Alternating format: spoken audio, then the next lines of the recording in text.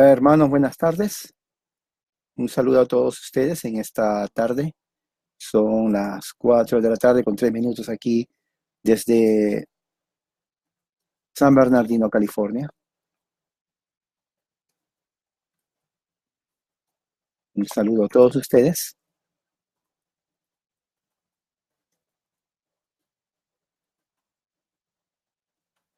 Todos los que están mirando y siguiendo en este momento. Uh, Hoy día vamos a continuar entonces nuestra reunión y vamos a leer la confesión de Westminster. Vamos a leer. Voy a tener que, vamos a ver aquí. Copy. Muy bien. Entonces vamos a leer la confesión que está en el capítulo 8, en el versículo 2, perdón, entrada 2. Dice así: el Hijo de Dios, la segunda persona de la Trinidad, siendo Dios muy eterno, de una sustancia e igual al Padre, cuando llegó la plenitud del tiempo, tomó sobre sí la naturaleza del hombre, con todas las propiedades esenciales y debilidades comunes de las mismas, pero sin pecado, siendo concebido por el poder del Espíritu Santo en el vientre de la Virgen María, de su sustancia, de modo que dos naturalezas completas, perfectas y distintas, la divinidad y la humanidad, estaban inseparablemente unidas en una sola persona, sin conversión, composición o confusión. Tal persona es muy Dios y muy hombre, pero un Cristo, el único mediador entre Dios y el hombre. Así, de esta manera, entonces vamos a hacer una oración. Me siguen ahí donde están ustedes. Vamos a orar. Padre Celestial, gracias que en el nombre de Jesús nos podemos reunir a través de este medio. Que sea de mucha bendición para los que están escuchando y los que están uniéndose. En el nombre de Jesús de Nazaret. Amén.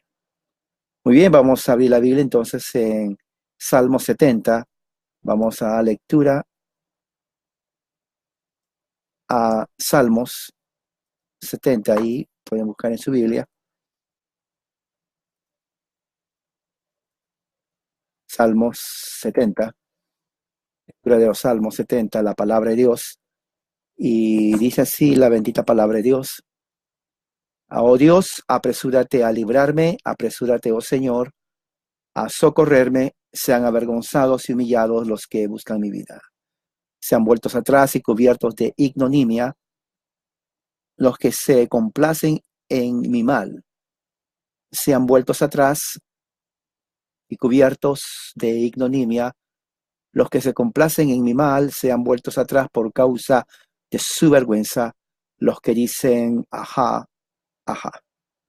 Regocíjense y alégrense en ti todos los que te buscan.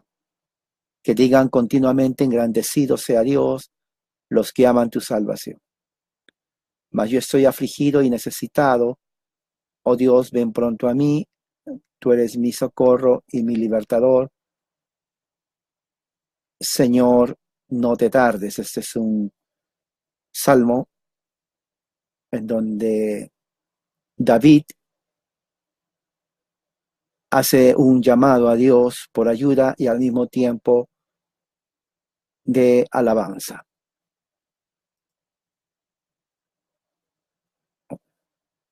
Vamos a hacer una oración de intercesión.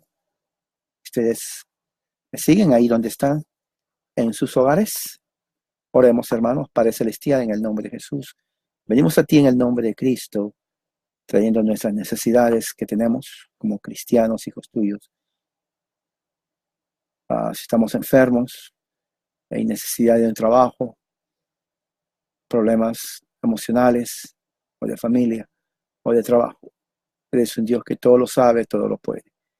Traemos contigo, Señor, nuestras necesidades en el nombre de Jesús, sabiendo que eres un Dios grande. Eres un Dios que gobierna nuestras vidas, Señor. Venimos y te pedimos en el nombre de Jesucristo perdón por nuestros pecados. con humildad y con respeto, dando honra a tu nombre, para que la sangre de Cristo nos limpie y nos perdone de toda maldad. Y así venimos, Señor, confiados en los méritos de Jesús, y en su nombre venimos a ti, a pedirte que nos sanes de nuestras enfermedades, nuestras dolencias, y provees tu, Señor, el pan, trabajo al que lo necesita. Aquel que está angustiado con dolor, dale consuelo, dale esperanza en el nombre de Jesús. Dale amor. Y tu amor que nos sostiene, Señor, ayúdanos a amarnos unos a otros, como tú nos amas, como tú nos has mandado. En el nombre de Jesús. Amén. Muy bien. Entonces, vamos a leer el libro de Deuteronomio 6, del 1 al 9.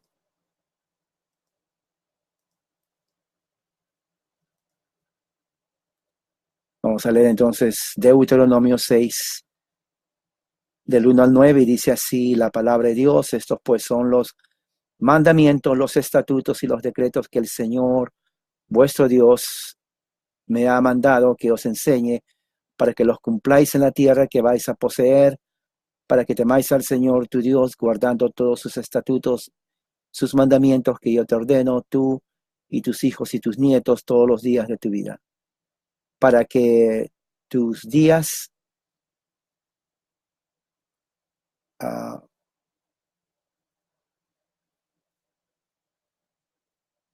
sean prolongados. Escucha, pues, oh Israel, y cuida de hacerlo, para que te vaya bien y te multipliques en gran manera en una tierra que emana leche y miel, tal como el Señor tu Dios de los padres te ha prometido.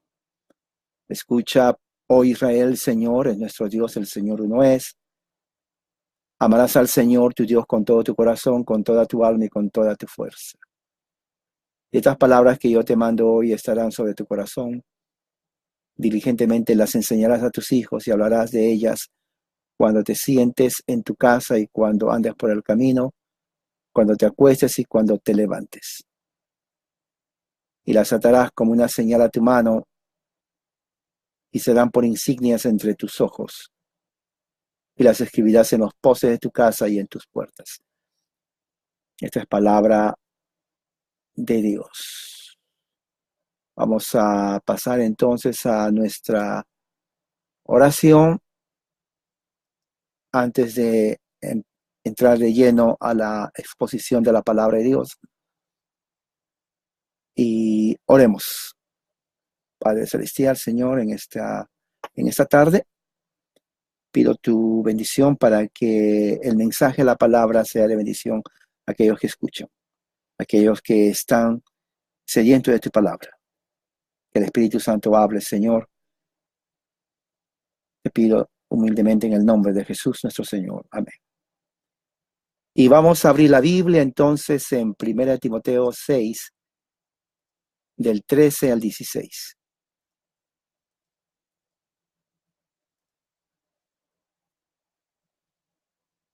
Ahí está. 1 Timoteo 6, del 13 al 16. Vamos a leer. Y dice así la palabra de Dios. Te mando delante de Dios, que da vida a todas las cosas, y de Cristo Jesús, que dio testimonio de la buena profesión delante de Poncio Pilato, que guardes el mandamiento sin mancha ni reproche hasta la manifestación de nuestro Señor Jesucristo, la cual manifestará a su debido tiempo el bienaventurado y único soberano, el Rey de Reyes, Señor de Señores, el único que tiene inmortalidad y habita en la luz inaccesible, a quien ningún hombre ha visto ni puede ver. A él sea la honra y el dominio eterno. Amén. Muy bien. Vamos a estudiar entonces lo que dice este texto de las Escrituras.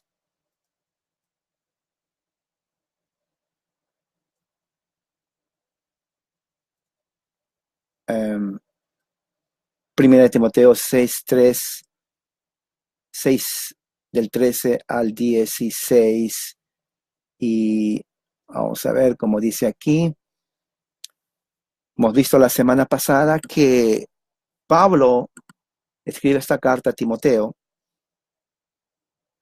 y vimos los dos versículos anteriores, 11 y 12, que dice: mas tú, hombre de Dios, huye de estas cosas. ¿Cuáles cosas? Las cosas que Pablo escribe del 3 al 10. Si tiene su Biblia, abra ahí. Y dice: y sigue la justicia, la piedad, la fe, el amor, la paciencia, la mansedumbre. Vimos que todo esto tiene que ver con los dones del Espíritu Santo. Los dones del Espíritu Santo.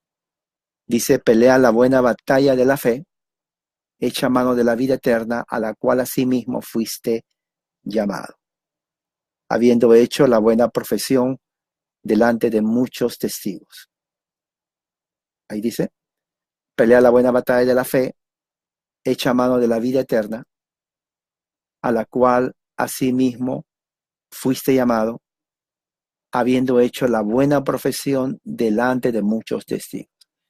Hemos visto aquí y expliqué que hay dos posiciones en cuanto a la profesión que hizo Timoteo. Una es aquella cuando él se bautiza y como parte de su fe en Cristo, él se bautiza delante de los cristianos y de esa forma pues él hace su profesión de fe visiblemente para delante de los cristianos. Al mismo tiempo, hay otra interpretación a la cual yo creo es cuando Timoteo está encarcelado durante el reinado de Nerón.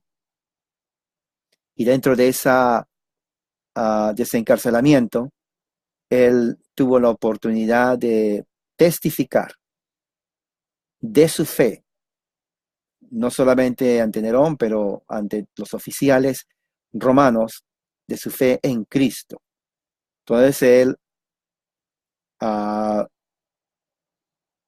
Pablo llega al conocimiento de Pablo y Pablo sabe que Timoteo era un guerrero de la fe porque dice: pelea la buena batalla. La palabra batalla es pelea. En el original diría: pelea la buena pelea de la fe. Pelea la buena pelea de la fe. O sea, está hablando la palabra pelea, entonces asume como verbo y como sustantivo. O sea, la pelea es pelear la buena pelea de la fe. Entonces el contexto indica de que Timoteo estaba en un momento crítico, un conflicto por su fe cristiana, y es ahí que durante el reinado de Nerón, el cual fue el primer emperador romano que persigue a la iglesia cristiana de una forma cruel, echa mano a muchos cristianos. Durante su reinado muere Pablo y Pedro. Antes de eso, entonces, indica que Timoteo estuvo preso y ahí es cuando él hace la profesión de fe. Él predica a Cristo, él testifica de Cristo. No sabemos los detalles en qué, pero es claro de que lo que dijo, él confesó su fe cristiana delante de muchos testigos. Quiere decir de muchas personas que estuvieron viendo, fueron testigos de la fe de Timoteo. Ahora, una vez que termina eso, Pablo manda a Timoteo, en versículo 13, hay un imperativo, indicativo mejor, donde dice: te mando, no, te mando delante de Dios. O sea que Pablo pone a Dios como testigo también en lo que va a decir. Ese Dios, hay un paréntesis, y Pablo comienza a hablar cosas referentes a Dios y dice que Dios es el que da vida a todas las cosas.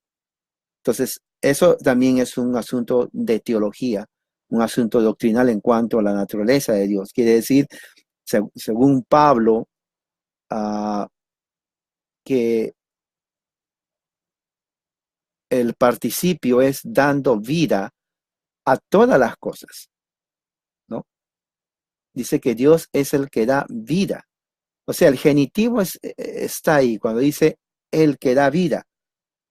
O sea, la vida viene de Dios, la vida emana de Dios. Este Dios que Pablo está hablando a Timoteo es el Dios que es el originador y aquel que tiene la fuente de la vida, ¿no? En el griego está en el participio, quiere decir que está en el verbo continuamente, presente continuo, dando vida. Este Dios no solamente es el creador, pero es el que mantiene la vida. Constantemente está dando vida en lo que está diciendo. ¿Ok? Entonces, Pablo nos está dando entonces uh, aspecto, característica de conocer a Dios.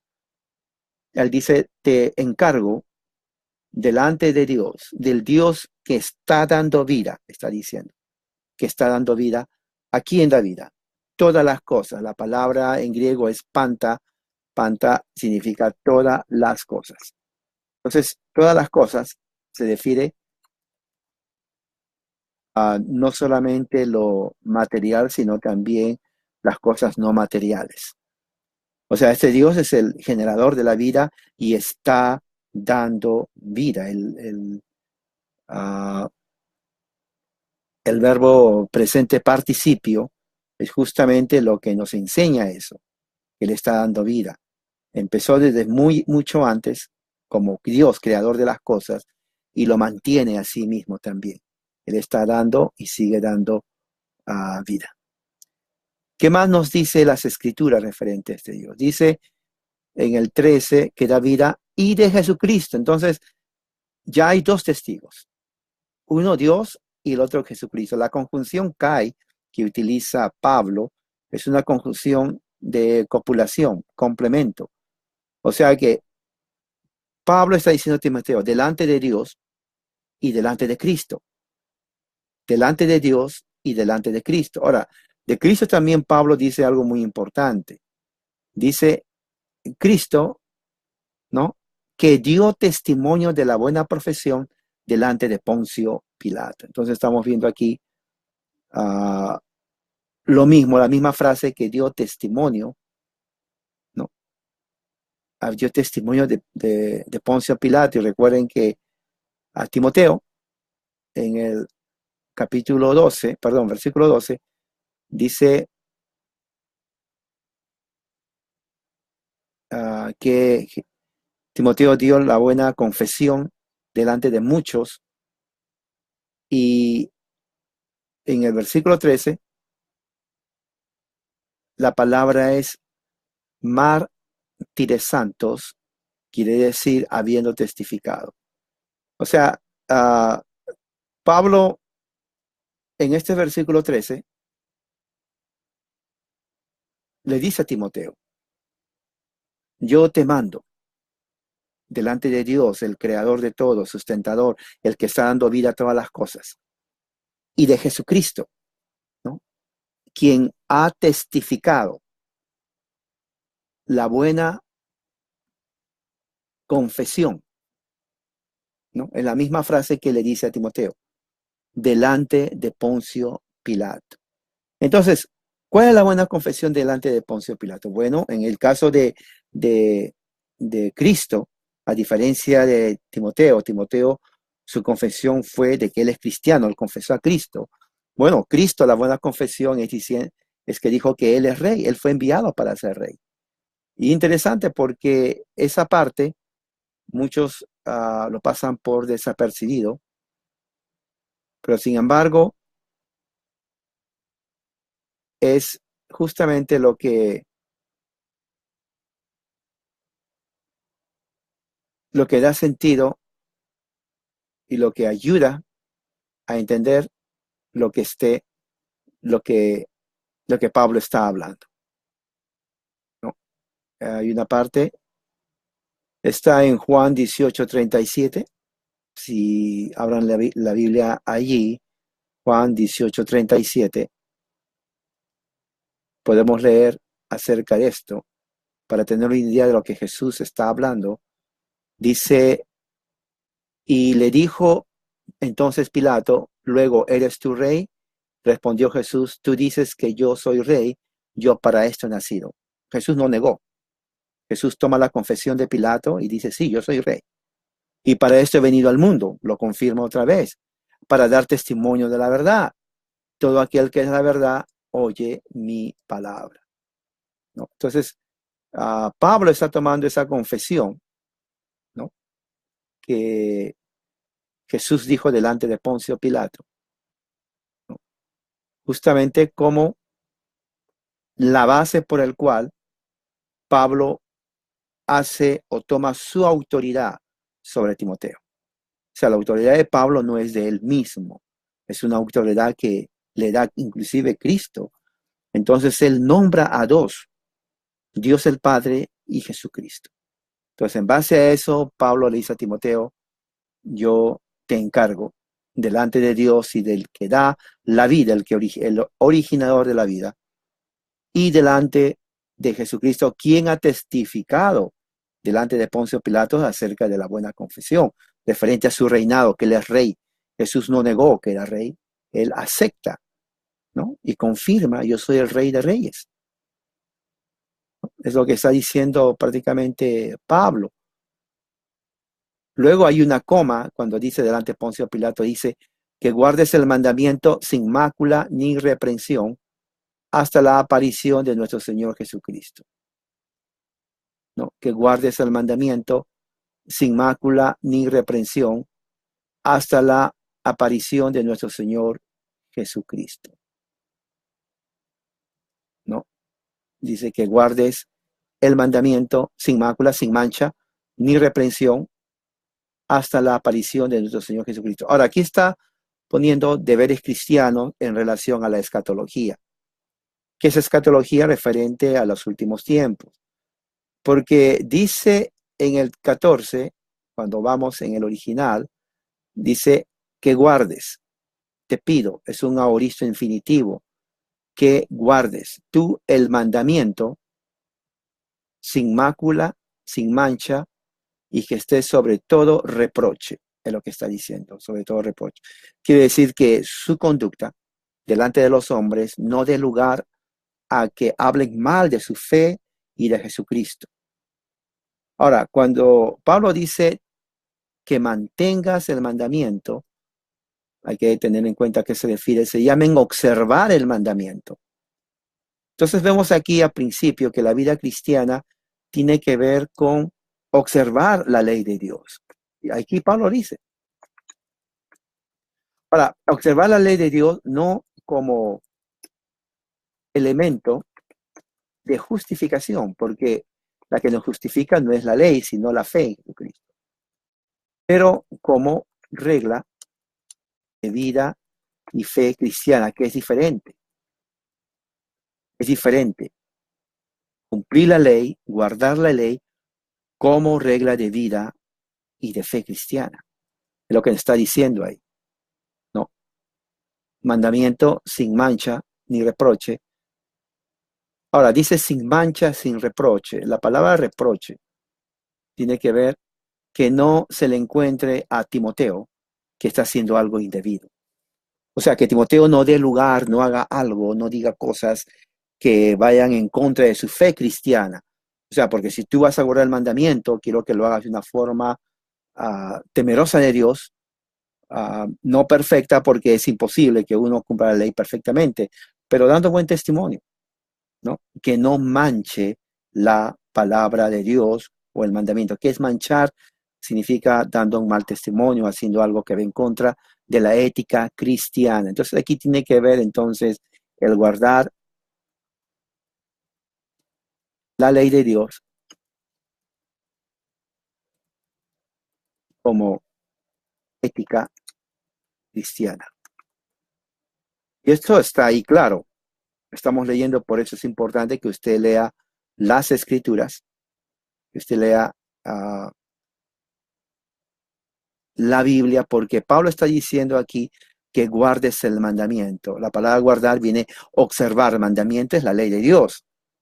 Que guardes la ley de Dios, que guardes el mandamiento. Entonces, la relación de la ley de Dios en la vida cristiana es claramente aquí explícito. Versículo 14 de 1 Timoteo 6 nos dice de una forma clara la necesidad de observar la ley de Dios, sin mancha y más allá de toda reprensión. Ahora hay una coma. ¿Hasta cuándo tenemos que hacer eso? ¿Hasta cuándo? Bueno, hasta la aparición de nuestro Señor Jesucristo. Ahí lo dice. Hasta la aparición, la preposición hasta la aparición, epifanía, la palabra es griega epifanía, de nuestro Señor Jesucristo. Ahora, bien interesante porque la palabra epifanía tiene que ver con manifestación, lo que aparece el Señor en su presencia, ¿no?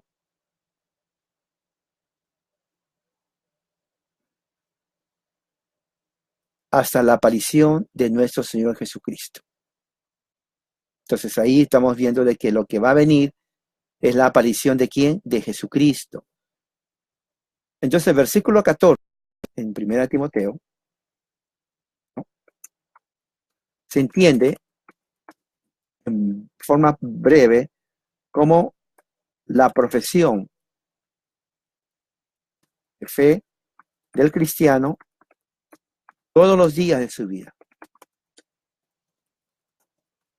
hasta la segunda venida de Jesucristo. Está hablando de su manifestación, hasta la aparición de nuestro Señor Jesucristo. Ahora, esto está también basado en Hechos, cuando Jesús dijo, y vendré otra vez así como ustedes me están mirando, que fui al cielo. Entonces, la esperanza de los cristianos en ese tiempo estaba ya arraigada en la mente de la comunidad cristiana, de que va a haber un día que Jesús va a venir. Va a haber un día que Jesús va a venir. ¿Qué va a pasar durante todo ese tiempo hasta que Jesús venga? Pablo le dice a Timoteo, y lo que le dice a Timoteo a nosotros también, vivamos guardando la ley de Dios sin mancha y al mismo tiempo más allá de toda reprensión. Y eso es prácticamente lo que Pablo quiere que hagamos hasta la venida, la aparición de nuestro Señor Jesucristo, porque Pablo dice que va a aparecer otra vez, dice hasta la aparición. Recuerde que estamos hablando más o menos en el año 62, 64.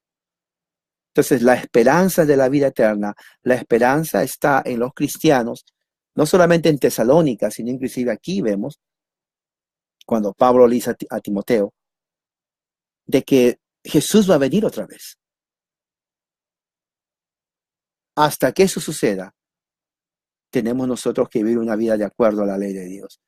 Sí, porque generalmente la frase popular es tienes que consagrarte a Dios, tienes que ser fiel a Dios, pero dentro de todas esas exhortaciones, diríamos, el fundamento básico de esto es guardar la ley de Dios. Ahí lo está diciendo. Entonces, no se trata de un legalismo, sino más bien se trata de una forma de que nuestra vida está alineada de acuerdo a la voluntad de Dios. ¿Cómo va a estar alineada? Cuando cumplamos la ley de Dios. Y eso es hasta que aparezca Jesús, dice nuestro Señor Jesucristo. Ahora, hay una coma ahí. Y esa coma implica que lo que dice en el versículo 15, ¿no? y 16 es justamente como un paréntesis. Y es un paréntesis grande porque ya de ahí se enfoca en Jesucristo. Fíjese, antes está hablando a Timoteo, pero cuando Pablo, y esa es la costumbre de Pablo, Pablo siempre va a hacer esto. En todas sus cartas, Pablo siempre va a hacer esto. Pablo dice, ¿no? Pablo dice, siempre va a hacer eso. La cual, dice, que es, hablando de Jesús, a su tiempo mostrará el bienaventurado y solo soberano, Rey de reyes y Señor de señores. Acá hay muchas cosas que está hablando. Primeramente dice que a su tiempo, no sabemos cuándo, pero está hablando de un tiempo. Ese tiempo es el tiempo en donde Jesús va a aparecer, es lo que está diciendo básicamente. Pero dice, a su tiempo mostrará el bienaventurado y solo soberano de Dios, ¿no? Él no va a mostrar el tiempo en donde Él va a venir. El único, ¿no? Dice que habita en luz inaccesible, pero dice bienaventurado y solo soberano. Vamos a ver, ¿no? Las sazones del tiempo es lo mismo que está hablando. Dice El bendito es un adjetivo y solo soberano. Jesús es soberano. Fíjese que está hablando de Jesús como soberano. Ahora, otra cosa muy importante. Pablo está diciendo que el Señor de señores es Jesucristo y llama a él soberano, único soberano. Ahora, la palabra interesante porque en griego la palabra solo soberano viene del griego que significa monos. Entonces, monos significa único. Entonces, está dando un adjetivo a Jesús que corresponde a Dios, porque el único que es soberano es Dios, ¿no? El único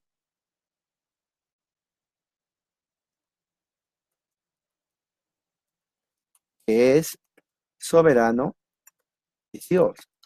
Ahora, cuando Pablo dice que el único soberano es Cristo, Pablo está aludiendo a la divinidad de Cristo. Porque no puede haber dos dioses. No pueden haber dos dioses. Solamente un Dios que es soberano. Jesús es el único soberano. Y fíjese, porque está diciendo el único soberano. Entonces, ¿qué pasa con Dios el Padre? ¿Acaso no es el soberano también? Entonces, para entenderlo en un contexto cristológico, Pablo está hablando de lo que se conoce más adelante como la Trinidad de Dios. Porque en la Trinidad Dios es una Trinidad. Y cuando se dice Dios es soberano, entonces se está hablando no solamente del Padre, sino también del Hijo, el Espíritu Santo. Los tres son un Dios, no tres dioses como los testigos de Jehová tratan de cambiar. Entonces la Biblia no enseña politeísmo, sino más bien monoteísmo. El monoteísmo cristiano es una tripersonalidad, Padre, Hijo, Espíritu Santo. Entonces aquí vemos la evidencia, porque Pablo está diciendo aquí, ¿no? Después que dice hasta la aparición de nuestro Señor Jesucristo, hay un paréntesis y dice, el cual a su tiempo mostrará ¿quién va a mostrar? El bienaventurado y solo soberano. Le dice bienaventurado y solo soberano. Entonces, no puede haber otro ser, otro elemento, otra persona que sea solo soberano excepto Dios. Bueno, Pablo está diciendo que Jesús es el soberano. Y si Jesús es el soberano, entonces Jesús es Dios. Y luego hay otra coma y dice Rey de Reyes. Bueno, Dios es el Rey, pero le está que agrega o le da esta característica a Jesús. Dice Rey de Reyes. Y también dice Señor de Señores. O sea, le está diciendo Pablo también que Jesús es Señor de Señores.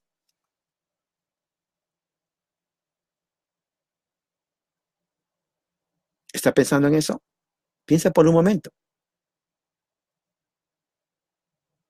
¿no?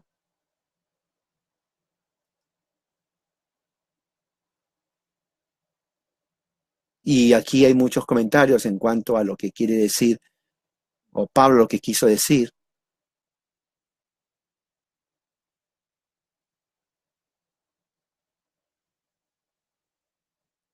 Pero es claramente que Pablo se está refiriendo a Jesús. Cuando dice que guardes el mandamiento hasta la aparición de nuestro Señor Jesucristo, al cual a su debido tiempo mostrará el bienaventurado y solo soberano, Rey de Reyes, Señor de Señores, ¿no? La palabra Señor de Señores es interesante porque está hablando de que Jesús es el Señor, Kyrios, ¿no? De los señores. O sea que hay otros señores, pero sobre ese Señor o esos señores hay un Señor que es soberano, único en soberanía, que es Rey de Reyes. Ese es Jesús, el Cristo. Es lo que está diciendo Pablo ahí. Jesús, el Cristo, ¿no? Versículo 15. Al cual a su tiempo mostrará el bienaventurado y solo soberano. Y luego hay una coma y dice, el único que tiene inmortalidad. ¿De quién habla? ¿De quién habla? Habla de Jesús. que habita en luz inaccesible. ¿De quién habla? De Jesús, a quien ninguno de los hombres ha visto ni puede ver, al cual sea la honra y el imperio sempiterno. Amén. Entonces Pablo aquí termina esa encabezamiento, ¿no? Con Jesucristo. Entonces se expande más con Jesús. Fíjese que Pablo se expande del versículo 15 y 16. Y lo que dice ahí es mucha teología, porque en versículo 15 vemos que Pablo habla de que Jesús es el único soberano, Rey y Señor de señores. Quiere decir que los habitantes de la tierra tienen que someterse a Jesús. Y luego dice, al único que tiene inmortalidad.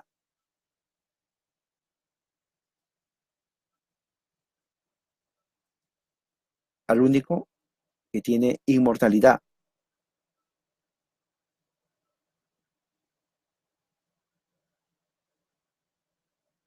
¿Por qué dice que el único que tiene inmortalidad? Porque él no puede morir. No. Un ángel puede morir, nosotros morimos, pero el único que tiene inmortalidad comparado con otros seres es Dios. Y ya hemos visto que esa característica se le también atribuye a Jesús. Y la única forma de poder entender es aceptar el hecho que Jesús es Dios y solo soberano. Dice que Él habita en luz inaccesible. Nadie puede entrar a su presencia solamente porque quiere entrar. A quien ninguno de los hombres le ha visto ni puede ver, el cual sea la honra, el imperio sempiterno. Amén. ¿No? Muchos han tratado de entender a qué se refiere eso. ¿No? ¿A qué se refiere esto? Se refiere justamente que todo lo que el Antiguo Testamento habla de Dios, ¿no? El Padre, tanto en Éxodo 3:20 o en Deuteronomio 4:12, o inclusive Juan 1:18, apunta al hecho de que Jesús, de todo lo que está hablando es referente a Jesús. Termina ahí en el versículo 16, dice, al único que tiene inmortalidad, que habita en luz inaccesible, a quien ninguno de los hombres ha visto ni puede ver, al cual sea la honra, imperio sempiterno. Amén.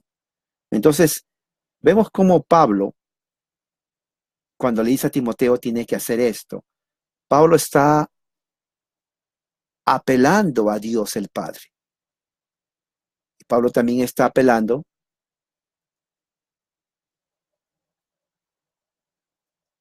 a Jesús. Entonces, esta es una clara evidencia del desarrollo de la teología cristiana en el periodo neotestamentario, porque esto no se ve en el Antiguo Testamento y se ve en el Nuevo Testamento, inclusive en las cartas de Pablo. Entonces, Pablo está pensando. El Espíritu Santo ilumina a Pablo para que él nos dé doctrina inspirada por el Espíritu Santo en cuanto a la naturaleza de Jesús. Por eso es que es muy importante que Pablo inclusive dice aquí en el mismo capítulo 6, ¿no? Si alguno enseña, versículo 3, otra cosa y no se conforma a las sanas palabras de nuestro Señor Jesucristo y a la doctrina que es conforme a piedad, o sea, de los apóstoles, nada sabe. Entonces, cuando dice aquí al único que tiene inmortalidad, que habita en luz inaccesible, Pablo está respondiendo la herejía de muchas personas diciendo, bueno, el Hijo nació, tiene un comienzo y murió, o sea, no era eterno. Pablo dice, bueno, no es así. Él vino a cumplir una misión, Juan capítulo 1. Y como él vino a cumplir esa misión, su misión era corta, 3 años, ¿no? Elegir discípulos, enseñar acerca del reino y darles la promesa de la vida eterna a todos aquellos que creen en él. Entonces vemos aquí de una forma clara que Pablo está enseñando inclusive a Timoteo teología, porque está diciendo Jesús es el que tiene inmortalidad, el único, ¿no? El que habita en luz inaccesible, al cual ninguno de los hombres ha visto ni puede ver, al cual sea la honra y el imperio. Pablo entonces está dando la honra a Jesús. Y el único que puede recibir eso es Dios. Dios no comparte su gloria con nadie. Por lo tanto, si Dios no comparte su gloria con nadie, y aquí Pablo le está dando la honra y la gloria a Jesús, entonces se puede uno concluir lo siguiente. Uno, que Pablo se equivocó, porque lo único que recibe es Dios, o la otra, dos, que Jesús es Dios. Si la primera aceptamos, entonces Pablo está hablando herejía, porque está dando la gloria a un hombre y no a Dios. Pero si aceptamos que Dios es una Trinidad y que de esa Trinidad, Padre, Hijo, Espíritu Santo, entonces no sería raro que al Hijo, que es de la divinidad, se le dé la honra y la gloria por los siglos de los siglos. Amén. Porque es parte de la divinidad. Entonces, eso es muy importante que nosotros tengamos en cuenta, porque es la base teológica de la carta de Pablo en cuanto a Jesús. La semana que viene vamos a ver versículos 17 hasta el 19, porque tiene que ver también con un grupo específico de la iglesia. No voy a adelantarme, pero tiene que ver con un grupo específico de la iglesia y cómo Pablo trae la ética cristiana a Timoteo para que él sepa cómo relacionarse con este grupo de personas. ¿Ok? Entonces, vamos a hacer una oración para terminar esta reunión y así orando y aprendiendo lo que hoy día hemos visto. Oremos. Padre Celestial, gracias por tu amor y misericordia. Gracias por todo, Señor, y que lo que hayamos aprendido haya quedado en nuestras mentes y corazón. En el nombre de Jesús. Amén. Muy bien, hermanos, que otra vez la gracia y la paz sea con cada uno de ustedes, ahí donde están y con sus favores. Amén.